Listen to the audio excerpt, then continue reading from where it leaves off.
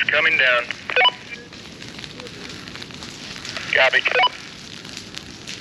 Yeah, so I'm out here on Greg Shandel's property off of Doe Mill Road in Forest Ranch, California. And we're doing a landowner burn today with the Butte County Prescribed Fire Association, Prescribed Burn Association.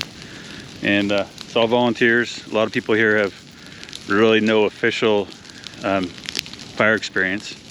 Some of us who have more experience are helping coordinate what's going on here, but most of the people lighting this are learning how to burn. Like we say, fire's the best teacher.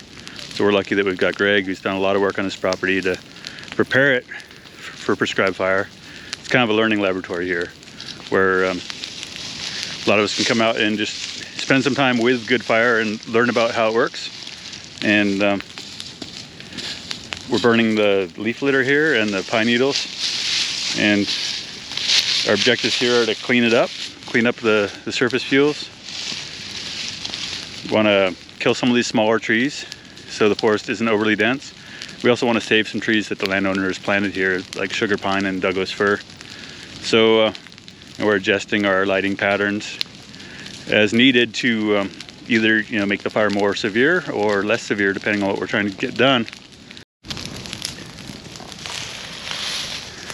So what we're doing here is we're letting little dots of fire around these big giant old manzanita, and that way the fire can kind of just back out from here. And then if we light a strip downhill from here and send some more heat this way, we'll already have kind of created a little buffer. So by letting the fire start at the thing we're trying to protect and back away from it, we kind of can control how much heat goes into this. So we don't want to burn this cool big old manzanita. So this is what landowner burning looks like. Burning about 8 acres today.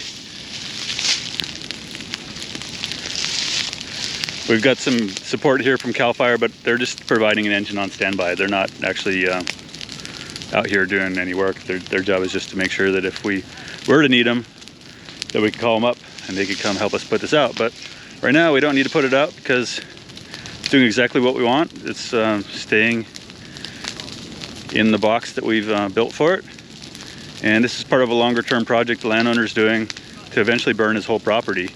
And in doing so, we're building a buffer for Forest Ranch against fires that are going to burn up out of Butte Creek Canyon. So, Prescribed Burn Association, Citizen Burning in Butte County, California. So how long have you been working towards this? Oh, so basically since we bought the property in 2004, I always had a dream of being able to do a shaded fuel break and then do this prescribed burning. So we're finally there, thanks to you and RCD and Fire Safe Council, CAL FIRE. Everybody's on board finally. We really hope that this leads to safer communities during the fire season, and really want to push to continue to do this around the various Sierra foothill communities. So did you grow up with fire? I grew up in a small logging family, and so my dad was the chief actually of the volunteer department, so we actually participated in quite a bit of broadcast type burning over on the coast in the redwood country, which is far less volatile than the pine country here. But yeah, we burned since we were little guys. Yeah. So well, it's nice to have this place as a teaching ground. I think that's one of the greatest. I'm half an hour from my house, and here we are in Sierra Nevada pine forest getting to work with fire. This is great, and we just need to keep doing it and keep doing this all over the different communities. Yeah, well, I think you've done the hard work of prepping the land, and I think people need to know that this part doesn't have to be the hardest part. No, this is the easiest part, honestly. These properties, I spent pretty much 3 winters prepping these, 3 to 4 winters prepping this property, which is about 45 acres.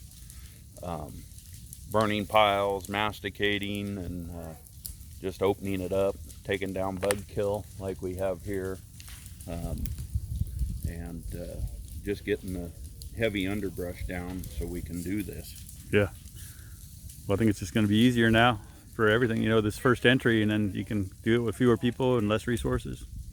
Yeah, I think it's going to be good, and definitely need to spread out in the communities on this. Yeah. Well, glad to be here. Thanks for having us. Thank you. Yeah. So, tell me what you're doing out here today. Burning stuff. Like what? We're burning this ponderosa, mostly forest. We're trying to get rid of the fuel, and we're trying to not kill the cedar, the Doug fir, or especially not the sugar pine. And how come you don't want to kill those? Because I guess they're kind of rare trees, and there's a ton of other different like ponderosa trees, and there's only a few of those other trees. Okay. My job today is to put out burning stuff. That's on the wrong side of the line? Yes, like burning trees, burning stumps under like trees, and just like put out stuff. All right. What do you think of prescribed burning? Very fun. So what are you learning today, like that you didn't know before today? I didn't know that a head fire with like drip torches could be so volatile to trees that we want to protect uphill, because all the heat is rising into those trees and killing them. Looks like this guy wants to come through. Let's go. All right. Watch your stuff. Okay.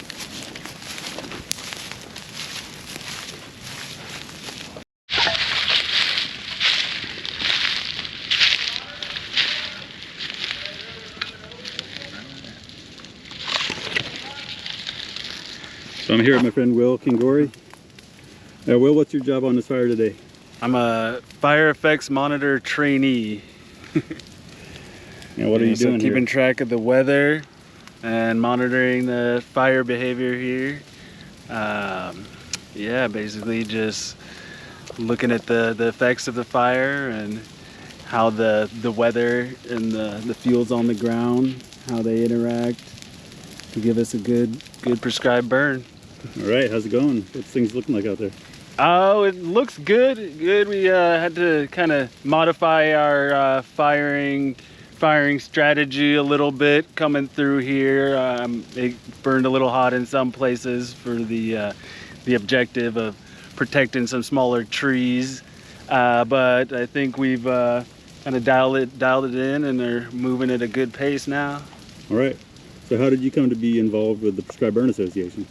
Well, actually, I guess I heard about a burn out here earlier this spring, and then it's just kind of taken off to where I'm qualified as a wildland firefighter now, and I'm working towards becoming a fire effects monitor, and getting better and better at observing what's going on and getting an idea for just kind of the bigger picture of things, as well as small things we can do to make the burn go better. All right. So yeah, Will's working for me today, so he keeps me informed, so we make sure that we're not getting too dry. Well, so I've got a temperature of 73, RH 45, fine dead fuel moisture 10, and probability of ignition 30. Great. And we're kind of in the peak of the day here, so it's nice. It's kind of conditions just keep getting better for us as far as getting the burn we want. Yeah. Okay. Yeah. This is kind of the part I'm getting the most hang of. When I've done firing and stuff, it's very kind of intuitive. But being here with the math and trying to do the calculations and stuff, there's a bit of a learning curve. Turning you into a fire scientist. Yeah, exactly. So I'm happy to be out here and have the opportunity to learn. Right on, man. Thanks. Yeah. Thank you. All right. Hey, I'm here with Ian Kalunga. We also haven't put fire down yet, so if the timing is just not playing out right, we might just take a moment to reevaluate. It's good. Let's go. I got my folks coming over to help. We can mop up when you're done. Copy all. Thank you. All right. I'm here with Ian Kalunga. Ian, tell me about your involvement here with the Prescribed Burn Association. How do you hear about the PBA? I heard about it through you, Zeke, and came out last year for a burn on this parcel here. and I wanted to come back to go for round 2, the second parcel here behind me. I also participated in TREX, so I heard about this burn through TREX. All right. I'm on the on-call list. And so tell me about the TREX we did this year. We trained for 2 days to put good fire on the ground in a conscientious way. All right. And we didn't get to put any fire down, but we learned a lot. So you went through like the basic firefighter training and everything? Exactly, yes. I also went through the basic 32 training. All right. That's correct. Yeah, so what's been inspiring you to want to become a firelighter? Seeing the good effects that it has on the forest and building this new community, getting to know new people in the community, and also helping to clean up the ridge here. All right. Make it a little safer for homeowners. So what's your day job? I work at an outdoor school in Bidwell Park. I work for Earthbound Skills. All right. Teach kids about nature, connect them. All right. Yeah, I'm hoping we can get some of them out here. I know that you guys were trying today, but it was short notice. It's true. Yes, in the future I hope to have them out here and get the next generation started early. Is this one of your students over here? This is one of my students. Yep. He's been teaching me today though as well. All right, what did he teach you? He taught me that a Bic lighter can be just as great as a drip torch if you know how to use it. All right. Yeah. Test Hart, How we do? Butte County Fire Safe Council, Yes, sir. and Butte Prescribed Burn Association. And Forest Ranch Fire Safe Council. All right. So, what do you think? Talk to me about the PBA. Prescribed burn associations are just kind of geared towards empowering landowners to be able to do their own prescribed burning on private lands. It's one of those things where historically it wasn't something that was really accessible to just your everyday landowner, but you know, in coordination with CAL FIRE, cooperating with them a little bit, talking about ways that we can strategize to get good fire on the ground. It works to their advantage. CAL FIRE is able to claim acres that private landowners burn, so they're able to hit their objectives as well. But we're just trying to share knowledge amongst each other, so we get a lot of good folks from agency backgrounds, previous fire experience backgrounds, working with landowners to talk about ways to set up burn units, strategize on, you know, correct burn windows, appropriate firing patterns, and again, just giving people skills and knowledge in order to be able to do this stuff for themselves safely and, you know, in whenever possible, ecologically appropriate manner.